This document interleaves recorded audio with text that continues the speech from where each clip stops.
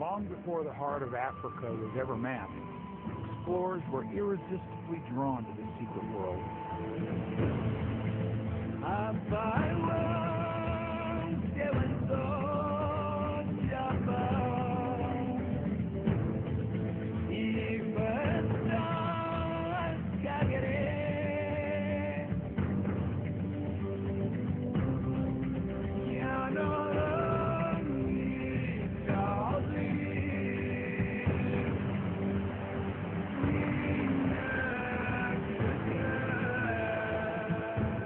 Africa's greatest secret of all, for thousands of years, was the source of the world's longest river, the Nile.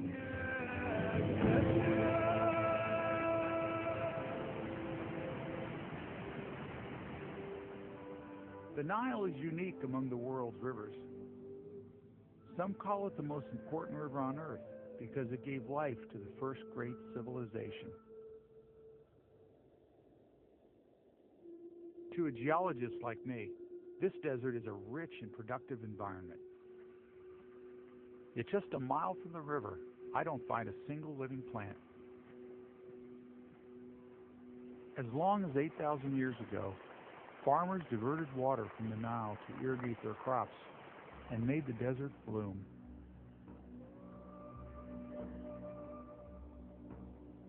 Without the Nile, there would have been no Great Pyramids, no advanced civilization with all its innovations in language, art, and astronomy.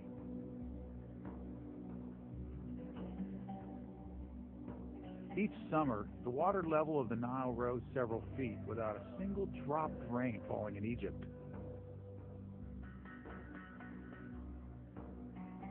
The early Egyptians built structures to measure the rise of the river precisely. But a few times in history, the river mysteriously failed to rise for several summers in a row, causing famine throughout Egypt.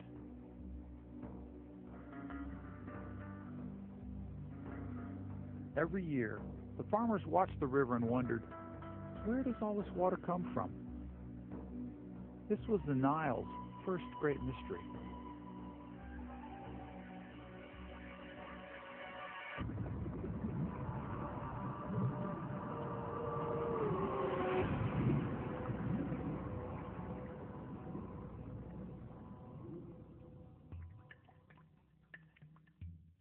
In 1858, a British explorer set out to solve the mystery of the Nile. He proclaimed Lake Victoria the one true source. There was one minor problem, though. He was wrong. Lake Victoria contributes only a fraction of the Nile's waters.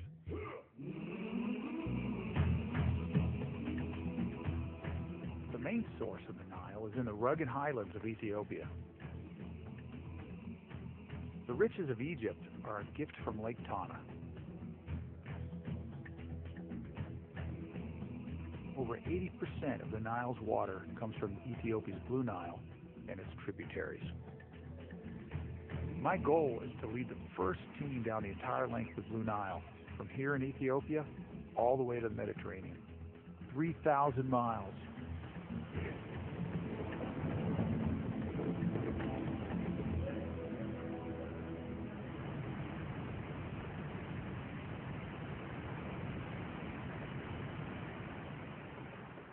I've brought my team to Lake Tana for the expedition of a lifetime. We reached the Ethiopian highlands just in time to witness a Christian procession. I went for the first time to Ethiopia, and I trust Pasquale as our leader. Abuna Zerabruk. Yes, he's one of the 9 saints who came from Syria. Piccolo Abay. Piccolo Abay, or Gilgil what is Abay. Abay? What is Abay?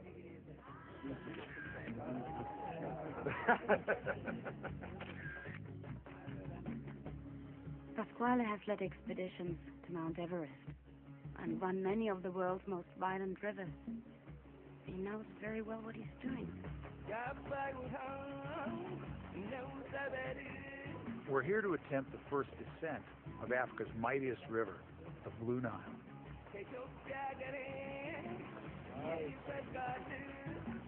I've hired some Ethiopian boatmen to be our cooks, our helpers, and bodyguards.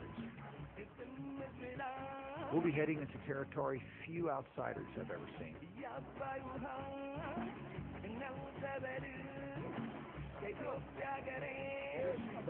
The upper part of the Blue Nile was first run and mapped in 1968, when a British Army expedition explored just this section. They had many serious injuries. One man died. They found that the Blue Nile was crawling with huge swarms of crocodiles. They had 70 experts. My team is mostly novices. All right, you're in the water again. Okay, again, in the boat. I'll really have to keep an eye on our Egyptian scientist, Dr. Mohammed Magahed. Mohammed, where's Mohammed? As a hydrologist, I spend my time indoors, in a laboratory. Good job. Pasquale is worried about me, and so am I. Gordon Brown, our safety kayaker, is the only one who'll be with me for the entire 4-month expedition. I'll come by. You grab these loops right back here, Uh-huh. and pull yourself up on the boat. I'll take you back to the raft or take you to the shore. Right. Either way. 5 years ago, Gordon was diagnosed with a brain tumor. He would have killed most of us. But he fought it off with a year of radiation and chemotherapy. He's really a survivor.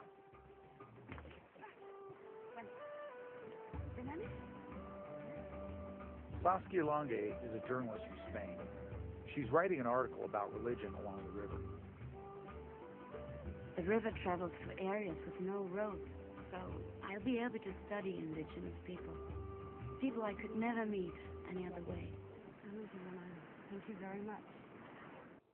Miriam Siko is our team's archaeologist. Here in the holy city of Lalibela, the Ethiopians dug down 40 feet into bedrock.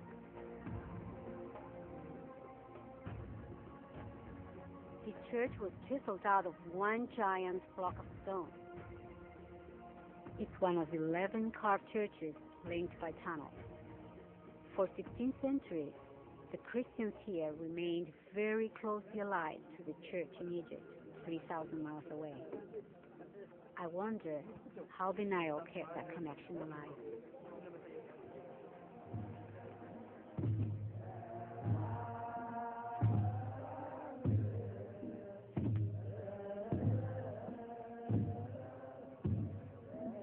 Some people say that hidden in these stone churches is the Ark of the Covenant, the box that Indiana Jones is after. The Ark contains the tablet engraved with the 10 Commandments, the actual tablet given to Moses. Is it really here?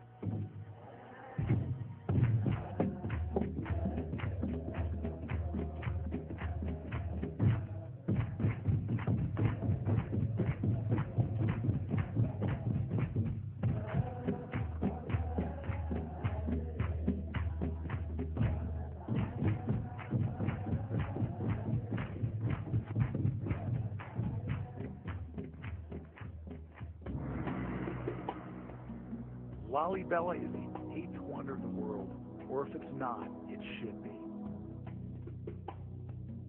Just as the Christians of Lalibela carved magnificent church-style solid rock, the Blue Nile River has been carving this huge canyon through the highlands of Ethiopia, which the British named the Grand Canyon of Africa.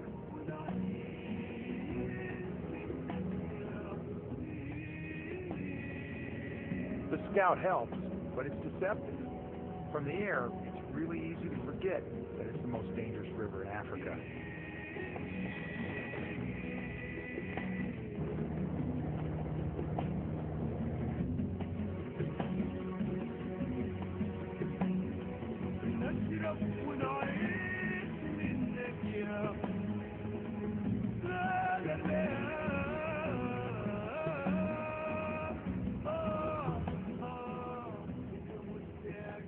The aerial scout confirmed that the high water had finally peaked.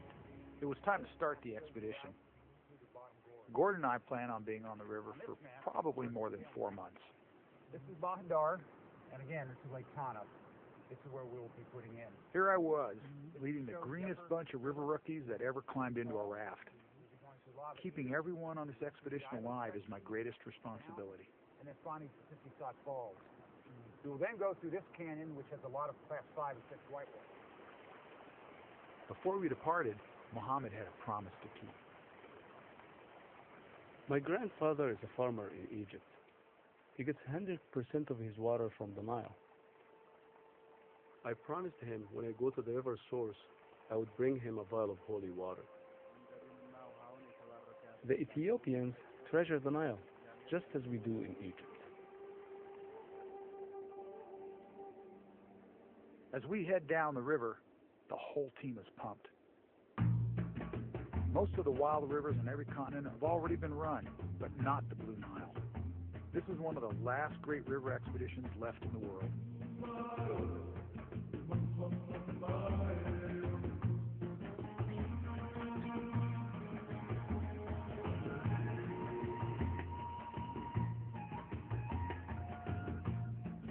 No one has ever succeeded in running this entire river from source to sea.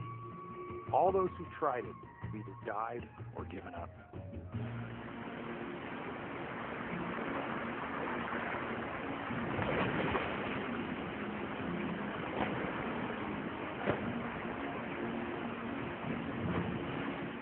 As a geologist, these lava flows have a certain fascination for me.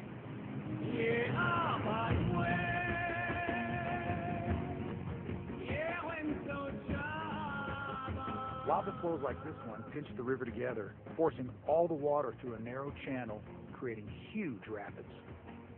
But the volcanic rocks are as sharp as knives, and our rafts are made of fabric.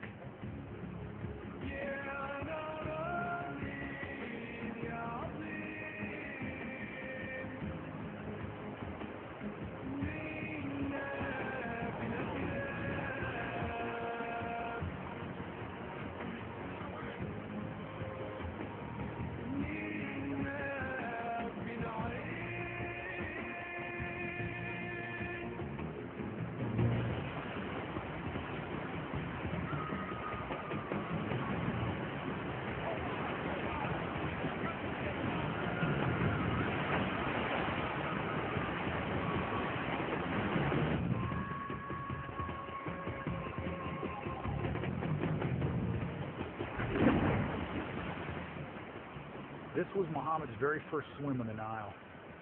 I kept a close eye on him. There's a fine line between an exciting rapid and a deadly one. The rafts are really heavy, so when the river gets too deadly to run, we send one raft through empty, and then we portage the rest of the gear.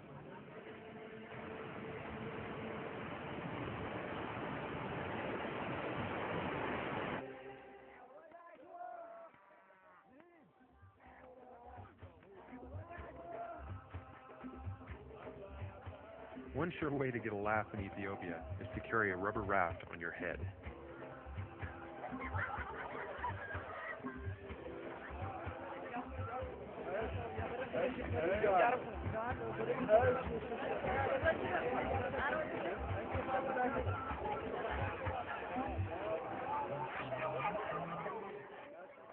The Ethiopian highlands were once carpeted in thick forest, but just in the past 30 years, the Amhara tribe have cut down 90% of the trees to make charcoal for cooking fuel.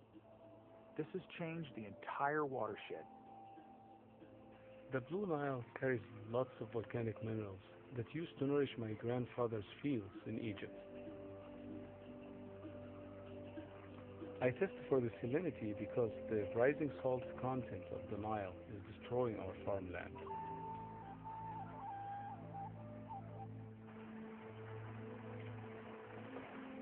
The river is accelerating, but the team won't really grasp the magnitude of this river's power until they set their eyes on one of the most magnificent sights in all of Africa, Ethiopian Falls.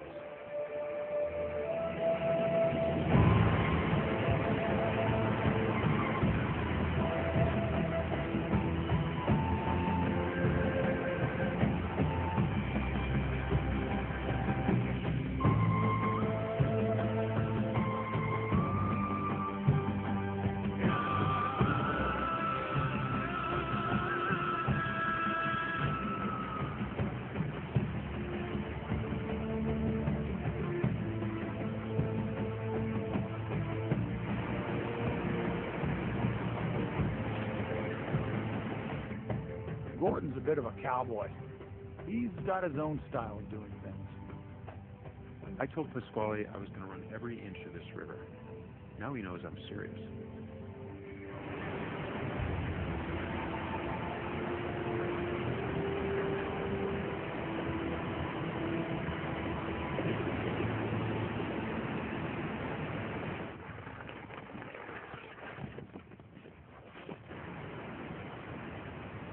Now it's time to see how Mohammed holds up under pressure. He's never been on a rope before. Don't worry, okay? Good.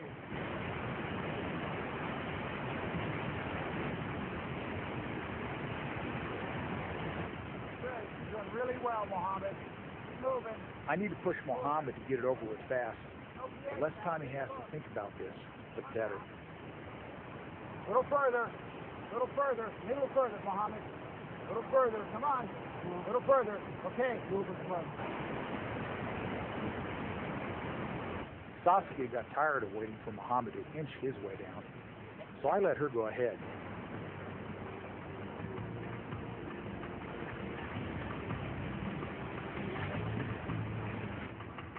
This isn't really fair. When I signed up for this trip, Pasquale asked me if I could swim. He never asked me if I could fly. Mohammed didn't score a lot of style points, but he showed me some courage. I think our city boy is starting to toughen up.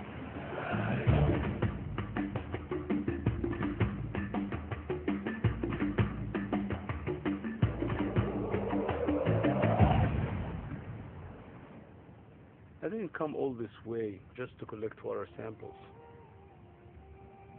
I'm mainly here to experience the river, to gain some insights about it. But I'm also here to learn about myself. And I'm so surprised at what I can do.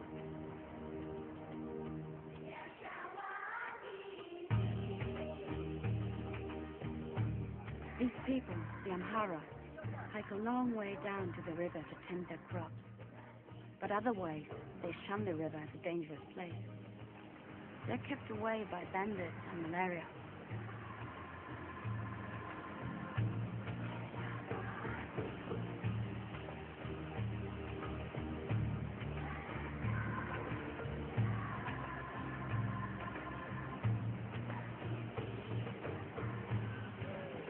The most gung-ho team member is Michel Loulier from Chile. He's the team photographer.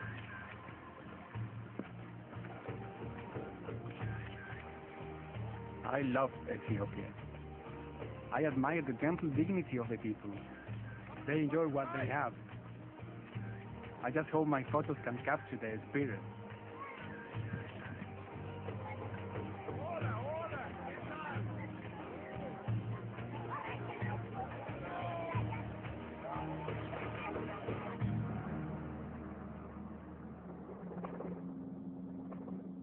No wonder Christianity survived here. The mountains kept invaders out. This is not exactly a gentle land. I admire efficient predators, except when they're contemplating having me for lunch. The most dangerous croc in the world is the Nile crocodile. They swim 12 miles an hour and eat more people in Africa than all other animals combined. So we were floating down the river, and up on the beach was this huge crocodile, maybe 14 feet, and he slid off the beach, and was really aggressive and made a beeline straight to Gordon. He started to arch out of the water, and he just kept coming at me. So I raised my paddle and I smacked him on the head. He dove under my boat. He hit my boat as he went down. For a second, I thought it was going to tip over. And as the crocodile opened that big mouth, I just was afraid that the crocodile was going to grab hold of his arm and take Gordon and twist him under. If that would have happened to Gordon, he'd have been dead. And there was no way Gordon was going to go ahead and right himself again before the other crocodiles got to him. At night, when we camp by the river, we keep an eye on the crocodiles before we go to sleep. I never had to do this in Cairo. Take all the water you can hold in your hand and let it go. Just let it go. Those aren't rocks. Those are hippos. Take all the answers that you think you understand and let it go. Just let it go. Pasquale warned us that one rogue hippo can easily capsize the raft, but that didn't keep us from getting a closer look. That was the most beautiful thing to see for the first time. People, there were 8 around the boat with their ears like this. Don't ever worry what your head is. The river always knows the way. We'll be forever drifting in the sea. Tomorrow and yesterday. All along the journey, whenever we stop to buy vegetables, eggs, and meat from the local people, we get to see how they live. Ethiopia has over 100 distinct ethnic groups, many of them isolated from each other by the rugged terrain.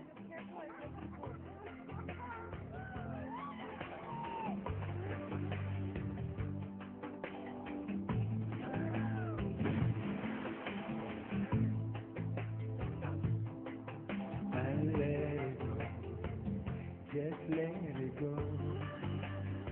Over 200 million people depend on the Nile, and that population is projected to double in the next 25 years.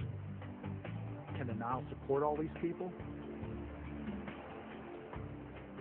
For over 1,000 years, whenever Ethiopia threatened to dam the Nile, the Egyptians took that threat seriously. If the river were diverted, Egypt would die. Who owns the water in the Nile? I went off to explore a little side channel, and next thing I know, I was getting shot at. I ducked behind some rocks, trying to get any cover I could. Probably 5 shots came across the river. I thought, this could be it. My only real hope is to get down the river. I heard gunshots. In these remote canyons, local bandits called Shifta have robbed and killed at least 4 people on previous expeditions. Gordon had been gone for over an hour, and I couldn't see any sign of him. I knew I couldn't stay there for very long. I had to paddle out and go downstream. I knew if I stopped, I'd be an easy target. That night, I had a long argument with Gordon. I can't let him go off on his own like that because we're approaching the longest stretch of whitewater I've ever attempted in my life. Flipping a raft in huge whitewater can be fatal. People can drown in a hurry if they hit their head on a rock or get snagged underwater. On earlier expeditions, at least 6 people have died in this one section alone.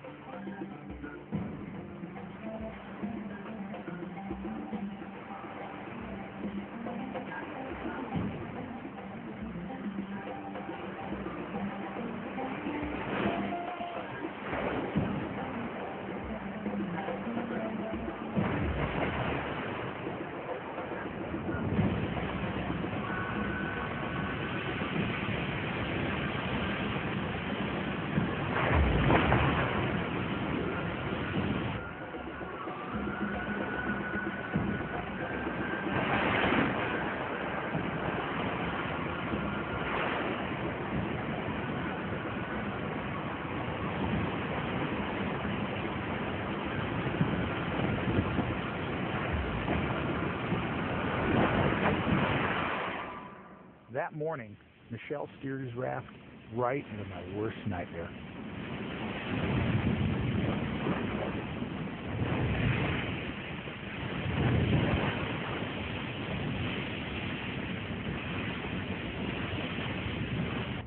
I did a perfect flip.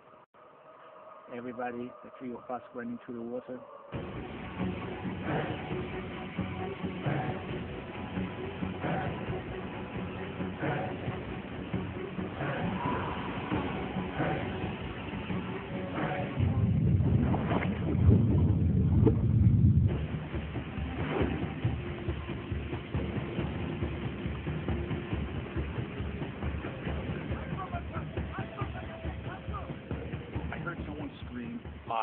Just crocodile. And I'm thinking, oh my God, there's a crocodile in the river. And this was the first time on the entire expedition where I could actually feel the hair go up on the back of my neck. We knew there could be crocodiles around it. Usually they wait in the rapids so they can catch the fish which go through the rapids. And we were big fishes. Everyone in Michel's boat was lucky to be alive. Be able to come down and go through here, but I think it's safe. Yeah, I don't know. The run out isn't too bad. No.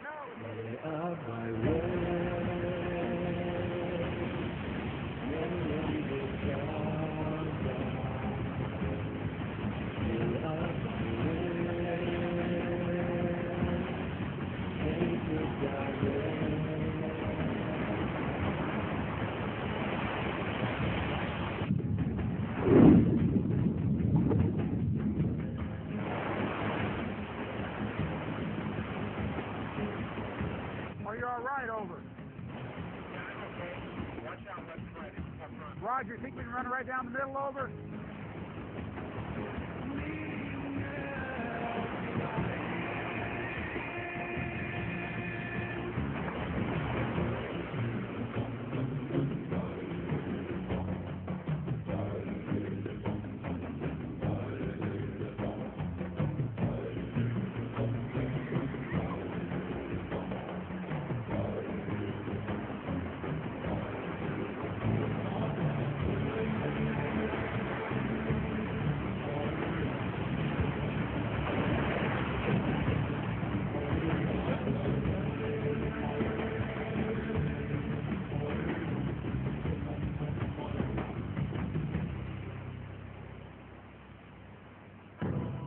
That night, we camped right at the border of Sudan. It's a dangerous place.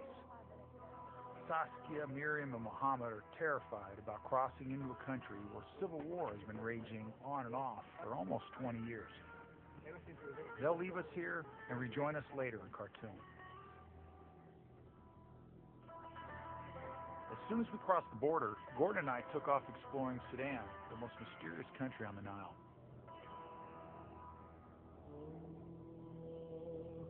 Sudan is cloaked in secrecy behind the veil of Islam. When we came across the camel market, we were a little bit apprehensive at first, but we decided to go for it. How often do you get to bid at a camel auction?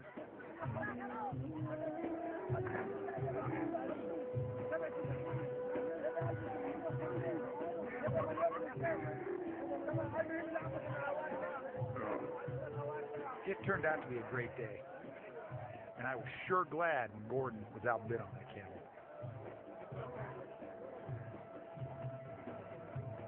Even mad dogs and Englishmen don't come out in this type of heat. 115 degrees in the shade was normal.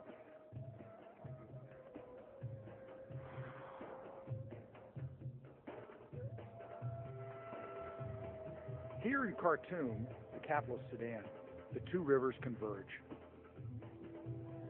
The White Nile comes in on the right under the bridge to join our much larger Blue Nile.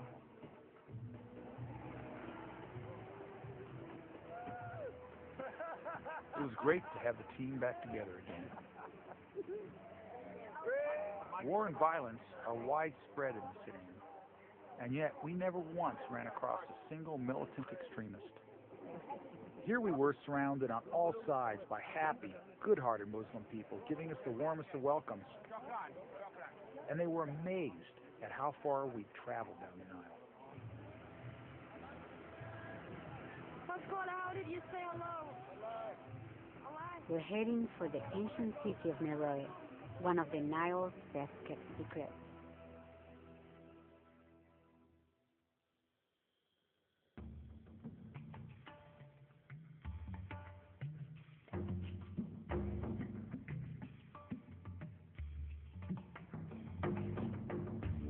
لي فيك شذوذ وليات أحلام أغنيات بالفنون بالصبا وغرام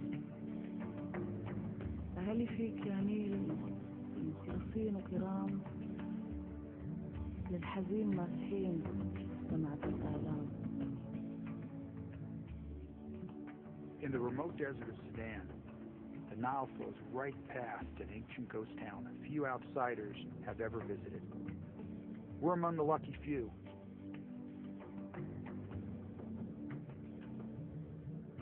The Nubians ruled this region of the Nile for over 1,000 years.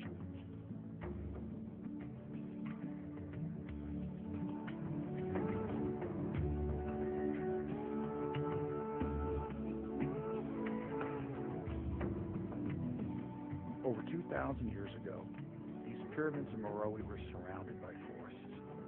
When the Nubians cut all the trees down, they allowed the sands to blow in and hastened their own downfall.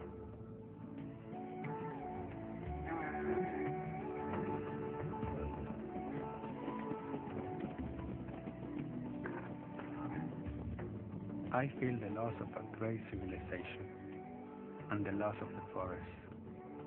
The systems that support life are so fragile.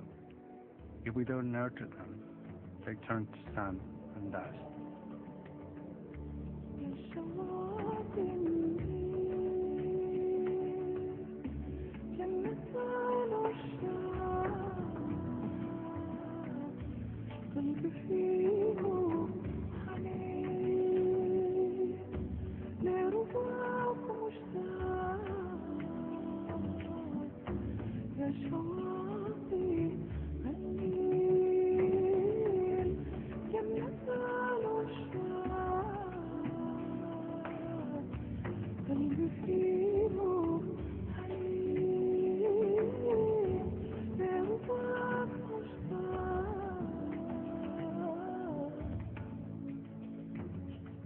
Here on the banks of the Nile, we heard haunting echoes of an ancient dynasty, half buried in sand and obscurity.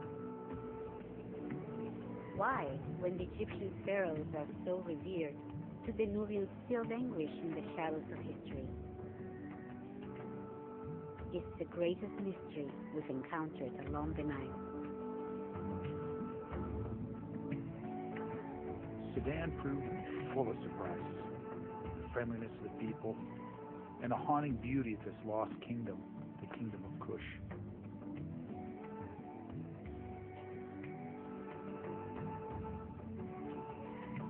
Near the border of Sudan and Egypt, the Nile River flows into Lake Nasser. A fishing boat captain warned us that we'd never get across Lake Nasser safely in our tiny rafts.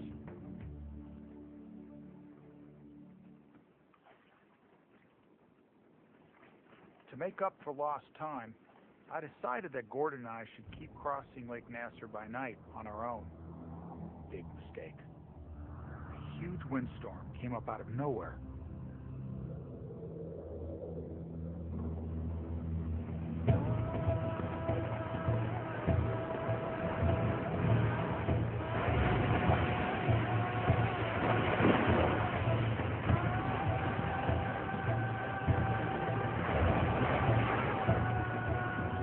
The wind was gusting up to 60 miles an hour, and the cold spray was freezing us to the bone. We were 10 miles from shore.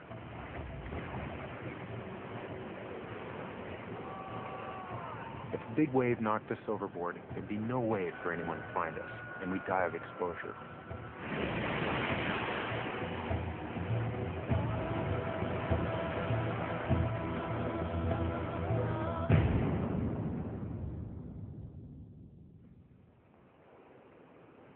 Pasquale was in bad shape. I was afraid he wouldn't make it. We're all very tired. We're very tired from the wind and the sun on our faces and the water. So tonight hopefully be a good night. It's been a long, long haul at this point. This has come down to the grind. It really has come down to the grind. I was battling a relapse of malaria. I had chills, fever. I was just totally exhausted. I was sore. I was sick. I hated to give up our dream of running the Nile, but it just wasn't worth dying for.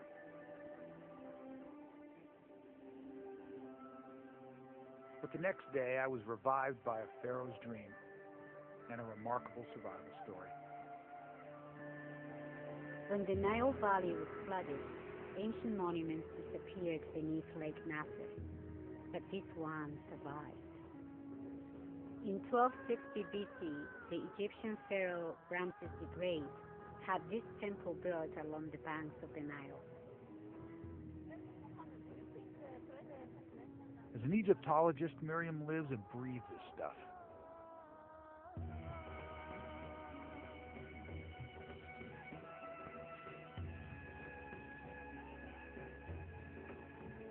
"40 years ago, the new man-made lake was about to flood this temple. To save it, workers carefully cut the huge temple apart and moved it block by block to higher ground.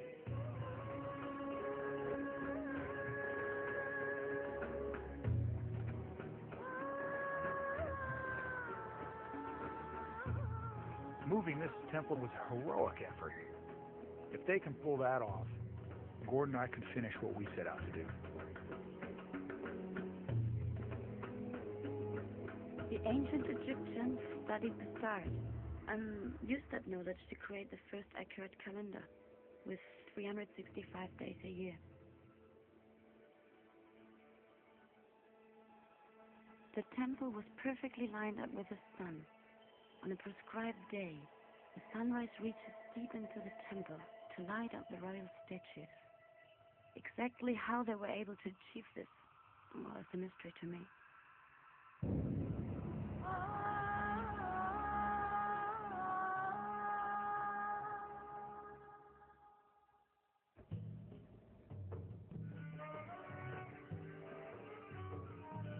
My Egyptian ancestors once had two things to fear from the Nile: too much water and too little.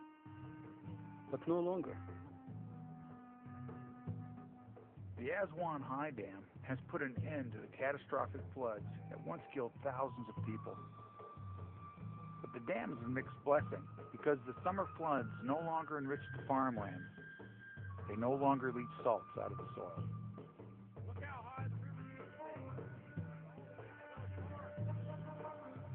Without the summer floods, there's no more need for these nilometers. The markers the pharaohs used to track the yearly rise of the Nile.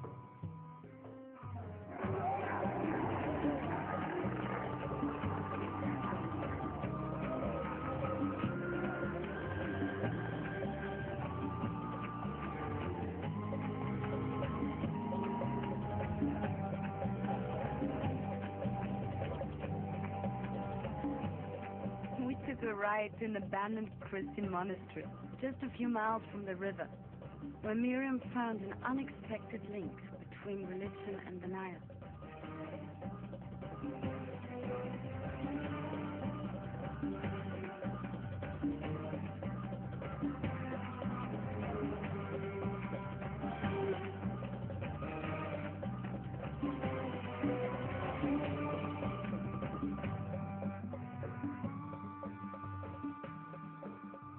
Priests at monasteries like this always had strong links to the church at Lalibela in Ethiopia. When the Christians here were in danger of being wiped out by the Muslim majority, the Ethiopians upriver threatened to block off the Nile, and the threat worked. This is how Christianity survived here for so long. Miriam told us how the pharaohs felt blessed by nature and God.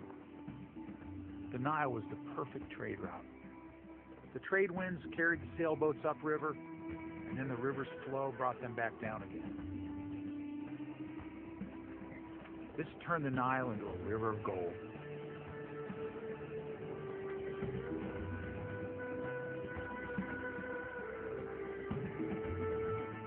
After more than 3 months on the river, we had our routine down cold. Stop, unpack the boat, make dinner, tense up, eat, take a shower, go to sleep, wake up, pack the boats. It's every day, day after day, day after day, day after day. I first saw Luxor as a boy, yet after visiting the source of the Nile, all this looks different to me. For 3,000 years, Egypt was ruled by pharaohs like Ramses the Great and the female pharaoh Hatshepsut. The Nile turned them into living gods. No wonder they worshipped the river. It was 115 degrees when Miriam took us to the Valley of the Queens, where we visited the tomb of Queen Nefertari, the favorite wife of Ramses the Great.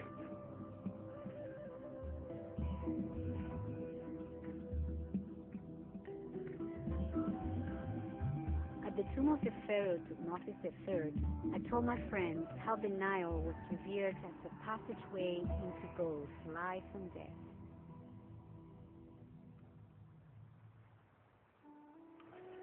And for me too, that has been more than a river trip. It was like an inner voyage. It did change me. Reaching Cairo was a milestone. After months of sand dunes and mud huts, the city dazzles me like some fabulous mirage.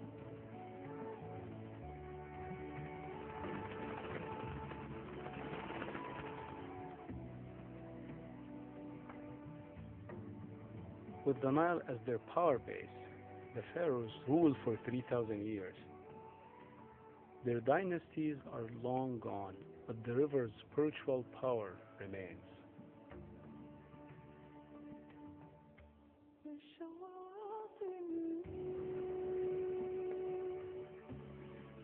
I think that I've gained something spiritually from this trip. Sharing this expedition with Pasquale has shown me that really anything is possible if your heart's in it.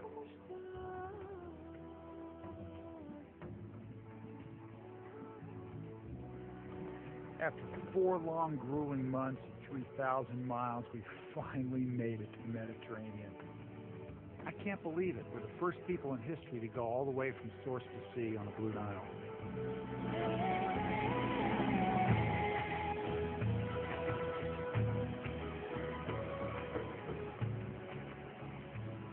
As we finally hit the surf and the salt water, I was flooded with exhaustion and pride and just overwhelming joy.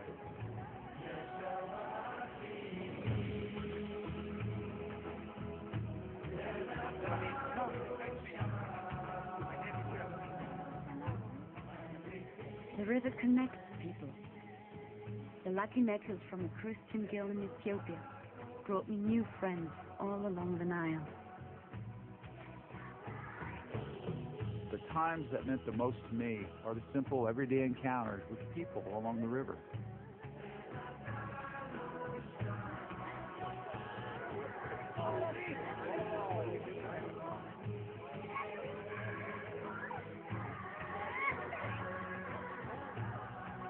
You know, Gordon and I had some real rough spots along the way, but he came through and the chips were down when I needed it. He saved my life more than once. We've all got infinite respect now for this river. You know, we realized that when we finally stepped on the beaches of Alexandria, our final destination.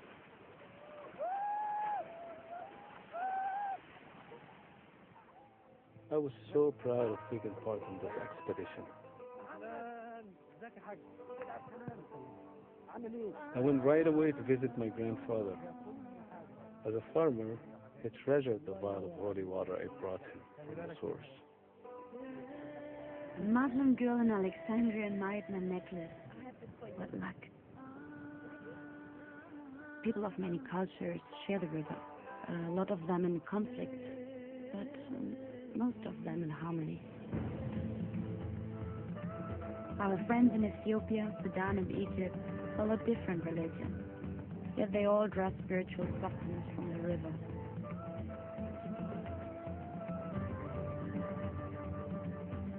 The Nile has brought such wealth and power that many have tried to own it. But the river has defied even the mightiest pharaohs because it's greater than all of us. The waters of the Nile bring life and nourish the soul. ABAY,